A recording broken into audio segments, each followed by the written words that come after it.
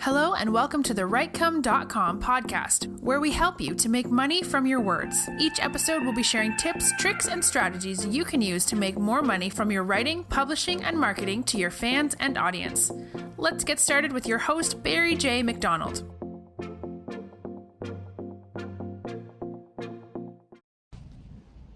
Hi, this is Barry here, and you are very, very welcome to today's podcast episode from WriteCome.com. And today's podcast episode is entitled The Coffee Bean Business Tip. Now, what am I talking about coffee beans today? Well, I'm talking about you raising the prices of what you do because you probably deserve more money. And if you think right now, well, I can't really charge more from what I'm doing, well then you need to probably have a relook at what you're giving your customers and giving them more so that you can actually put up the price. Now, maybe to explain all this a little bit better is if we have a look at the humble coffee bean. Now, if you imagine I had a coffee plantation and you were interested in making yourself a cup of coffee and you came to me and you said, Barry, I want to make myself a cup of coffee, and I hand you a cup load of raw coffee beans. I said, there you go, off you go ahead and make yourself a cup of coffee. And you're looking at those coffee beans and you're thinking to yourself, well, what do I need to do with them? You know, I know how to drink it, but I don't know how to make it. So what I say to you is, well, I'll tell you what, I will do the next step for you, but these coffee beans are going to cost you a little bit more. So I take your cup of coffee beans and I go away and I roast them and I do whatever I need to do, cook them. I don't know what to do with coffee beans, but I roast them and I give them back to you and I say, there you go, there is your cup of roasted coffee beans. It's going to cost you more because I had to do a little bit more work on them. But if you take those coffee beans now, you can go ahead and make yourself a cup of coffee. Now, again, you're looking at this cup of coffee beans. They may be roasted, but you're thinking to yourself, well, these aren't what I would usually do. It's usually just ground powder that I use. So I say to you, well, I still can't really use them. So then I say to you, right, fair enough. What I'll do is I will grind this down into a fine powder and then you'll be able to use it to make your coffee. So again, I go away with your cup and I put it into some kind of blender or mixer and I grind it down into wee granules. And then I go back to you with a cup of ground down coffee beans and I say to you, okay, this is going to charge you, or it's going to cost you a little bit more because I have done extra work on these coffee beans. So if you want to head off now, you can go ahead and make your coffee. Now, you may say to me, well, you know, I don't really have the equipment that I need to use that coffee powder. Usually I just, I have the instant granules that I use. So I haven't got a filter paper. I haven't got that percolator or whatever. Could you do something else for me? So I take that cup of ground coffee, I take it away, I've got some equipment that freeze dries it or whatever to do with those little granules, and then I come back to you and I say, there you go, there is a cup of those frozen granules or whatever they are, and it's going to cost you more. So at this stage now, you might say to me, yeah, that's great, I can go ahead and make myself a cup of coffee. Or you may say to me, well, you know something, I was kind of thinking maybe I could take this coffee on my travels. Is there any way maybe you could make it more portable for me? So I say, right, well, what else can I do? So what I do is I take that cup of coffee granules and I go back to whatever factory I have, and what I do is I break down those granules and I put them in little sachets. So there is enough in each of these sachets for one individual cup of coffee.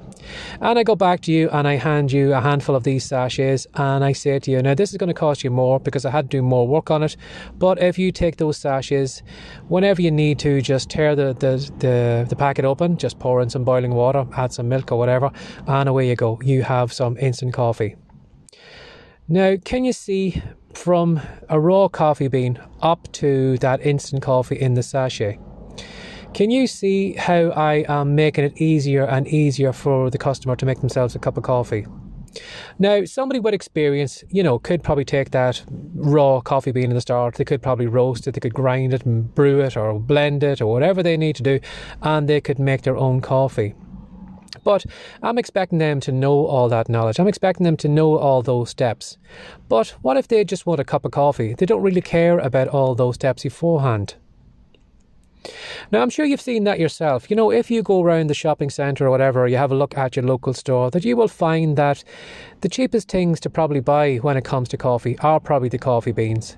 And then you find as it kind of, gets more convenient, whether it is in maybe these paper cups where the powder is already in it, you will find that if you kind of worked out the price that you would pay for that instant coffee, you would find that it would probably cost, for example, you might be able to buy maybe a cup of coffee beans for £1, but the equivalent, if you went through all them sachets and had to come up with the same amount of coffee, you would probably find that would probably cost you about 40 or maybe 50 times, maybe even 100 times more than the raw coffee bean. But in each of those cases, the more convenient I make it for that person, the quicker and the easier it is for them to make that cup of coffee.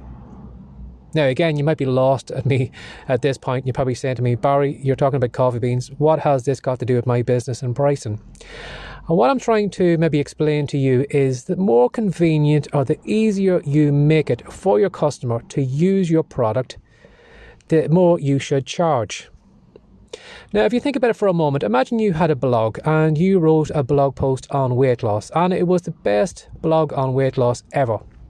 Now, some people would read that blog post, they would go off, they would take action on it, and they would lose weight. But you would probably find 99% of those people would look at that blog post and not take action on it, or not know what to do next, and wouldn't lose weight. But what if you took the same blog post then and you turned it into a Kindle book? So you've gone from a free blog post, you have moved up then to maybe a $2.99 or a $6.99 Kindle book with the same content in it, and you have maybe expanded some of those tips in that blog article, so somebody who would read this book would have more information. So somebody now reading this Kindle book is getting the exact same information. They maybe get a little bit more, but you're charging them more for it. Now, again, a lot of people will probably buy that Kindle book. Again, maybe a larger percentage of people maybe who would read that Kindle book would probably have some weight loss success. But a lot of those people will probably just finish a book and then they'll put it down and they'll move on to another weight loss book, and it's not going to work for them. But what if you took that same content that was in that Kindle book, and what if you created a digital product with it? Where maybe you created a series of PDF documents, you created a series of videos, but again, you've taken the exact same content, you have probably expanded on it, you've probably gone into more detail, more information, maybe some videos on motivation or whatever, but you've kind of built on that Kindle book. And what you've done is you have moved up from a $6.99 Kindle book, you have moved to maybe a $200 digital course that is going to allow them to lose weight. Now, as you can imagine, if somebody is probably going to buy a digital course for £299, there probably is a good chance that they really want to lose weight. The more of a student, or they're more convinced, or they're more dedicated to losing weight. Dedicated is probably a better word. They're more dedicated to losing weight, and that's just why they don't mind spending £299, because they do really want to lose weight. Now, those people who will probably go through that digital course of yours for £299 will probably have more success, because they are dedicated, they are looking to get the money's worth of that course, and then you find that the people who lose weight is probably a higher percentage. But what if you took that same course and then you actually created a coaching program where you worked one-on-one with someone? So again, you're taking the exact same content, but instead of them actually watching the videos, now if you wanted to, you could give them the same content. But what you're doing is you are throwing yourself into the package as well. You are going to walk that person through each of those steps of losing weight. You are going to be there if they have a question. You are going to be there if they need motivation. You are going to be there to inspire them, or to keep at them, to keep them going and keep them going to lose that weight. Now, what you're doing is you have moved from a $299 digital course, you have gone to a $1,000 coaching program where you are going to work one-on-one with someone to lose weight. Now, I want you to think how successful someone would be on that $1,000 weight loss course than they would be with the digital course. Now, I'm sure you can probably see now what I am trying to explain, that at every point, if you're making it more convenient, if you are raising the kind of stakes, if you are putting the odds in their favour of losing weight or making money or whatever it is you are trying to do, the more you can get that kind of ratio almost up to 100%. That when someone actually buys this product, when they actually deal with you, whatever, that that their success is going to be close to 100%? Can you see that somebody would probably have a lot more success with a coaching program rather than a blog post? And that's what I want you to consider. Whatever products you have right now, probably the majority of people are probably reading that content, or going to a blog, or watching your videos, not taking action on it, and you're not really helping anyone. And what I want you to do is maybe have a look at that content, reformat, try and to make it almost more impossible for that person to fail.